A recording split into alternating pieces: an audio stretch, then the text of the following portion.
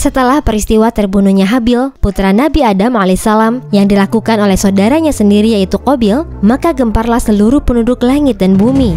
Sebab sejarah mencatat bahwa inilah dosa yang pertama kali dilakukan oleh manusia di muka bumi.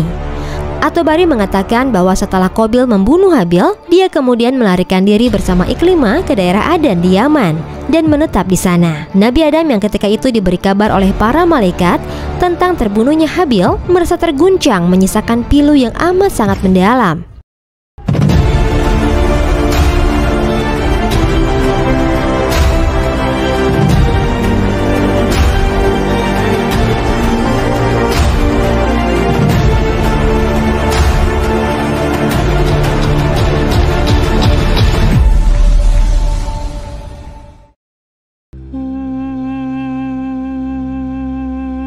Imam At-Tabrani dan Ibnu Katsir meriwayatkan dalam sebuah hadis yang bersumber dari Ubay bin Ka'ab radhiyallahu an mengatakan bahwa saking sedihnya Nabi Adam alaihissalam sampai enggan tersenyum dan sering menangis dalam waktu yang lama, hingga pada akhirnya Allah Subhanahu wa taala pun memberikan pengganti, seorang anak yang soleh bernama Syits.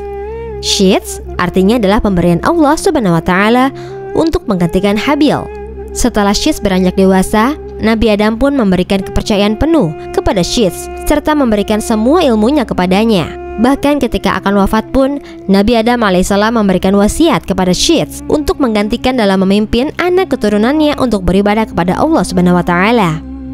Setelah hidup selama kurang lebih 960 tahun dan sudah pula memiliki banyak keturunan, tibalah saatnya Nabi Adam alaihissalam untuk bertemu Allah Subhanahu wa taala. Ibnu Katsir mengatakan, para ahli sejarah telah menceritakan bahwa Adam alaihissalam tidak akan meninggal kecuali ia sudah melihat keturunannya dari anak, cucu, cicit terus ke bawah yang jumlahnya hingga mencapai 400.000 jiwa. Wallahu a'lam bishawab. Dikabarkan menjelang detik-detik akhir kehidupan Nabi Adam di bumi, Nabi Adam menginginkan permintaan terakhir.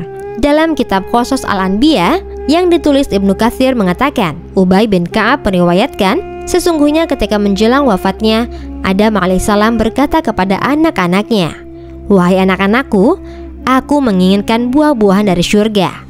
Ka'ab melanjutkan, kemudian anak-anak Adam alaihissalam pun segera mencari buah-buahan itu untuk ayah mereka. Mereka lalu ditemui oleh para malaikat yang berwujud manusia laki-laki, membawa balsam atau ramuan minyak wangi untuk mayat dan kain kafan.